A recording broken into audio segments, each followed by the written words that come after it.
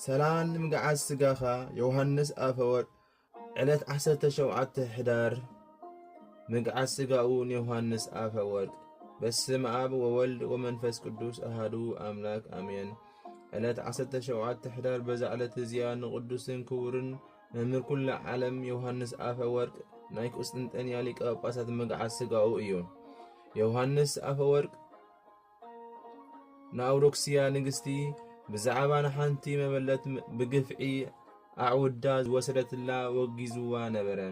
ከምዚ ኸዓ በላ ነዛ ድኻ መበለት ብግፍዒ ብዓመፅ አዕውዳ ክትወስድላ ኣይግባእክን እዩ።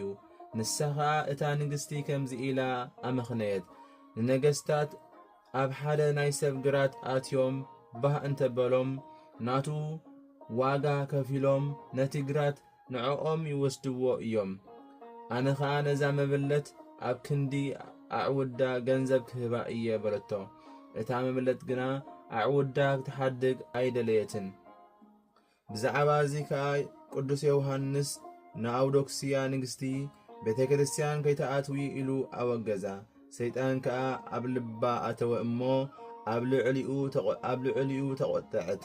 ንሱ ብዛዕባ ክፍኣት ግብሮምን ብዛዕባ ምስሓቶምን ዘውገዞምን ዝሰዓሮምን ኤጲስቆጶሳት ነበሩ እሞ ነዚኣቶም ኣኪባ ነገረቶም። ንሳቶም ከዓ ንሱ ክስጎግ ተሰማምዑ። እታ ንግስቲ ከዓ ናብ ደሴት ኣኽራጥያ ሰደደቶ። ቁርብ ዓመታት ኣብኡ ጸኒሑ ከዓ ናብ ሽሞቱ ተመልሰ። ካብኡ ድማ ከም ብሓድሽ ብትእዛዝ ንግስቲ ኣውዶክስያ ኤጲስቆጶሳት ተኣከቡ እሞ ናብ ሃገር ኣርማንያ ሰደድዎ። ካብኡ እውን ናብ ርሑቕ ሃገር ናብ በረኻ ሰደድዎ እሞ ኣብኡ ኣዕረፈ። ቴዎዶስዮስ ንእሽቶ ወዲ ኣርቃድዮስ ምስ ነገሰ ልኡኻት ሰዲዱ ስጋ ቅዱስ ዮሐንስ አፈወርቅ ብዓብዪ ክብሪ ብዝማሬን ብብዙሕ ማህሌትን ናብ ሃገረ ቁስጥንጥንያ ኣግዓዞ። ድሕሪ ስደት ብ35 ዓመት እዩ። ኣብ ካልእ መጽሓፍ ኣብ ናይ ቅብጢ ከም ዝተነግረ ዕለት 12 ግንቦት እዩ ዝበጽሐ። ኣብ መጽሓፍቲ ሮማውያን ከዓ 12 የካቲት እዩ ዝተባህለ። ኣብ እምኒ ኣፍራጽ ዝበሃል ሳንዱቕ ንሱ ከዓ እምነ በረድ ሩካም ማለት ኣንበርዎ።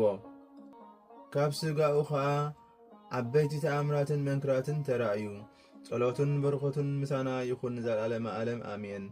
ሰላም ለፍሰተ ስጋከ ዮሐንስ አፈወርቅ ሃገረ ሲመትከ ቁስጥንጥንያ እምገዳመ ስደት ርሁቅ መንፈስከ ሃድስ ውስተ ከርስየ ሩቅ በዘይተዓቀብ ላዕሌሁ ትምህርተ ዚአከ ጽድቅ ከመውድየተ ወይን ሃዲስ በሃዲስ ዚቅ።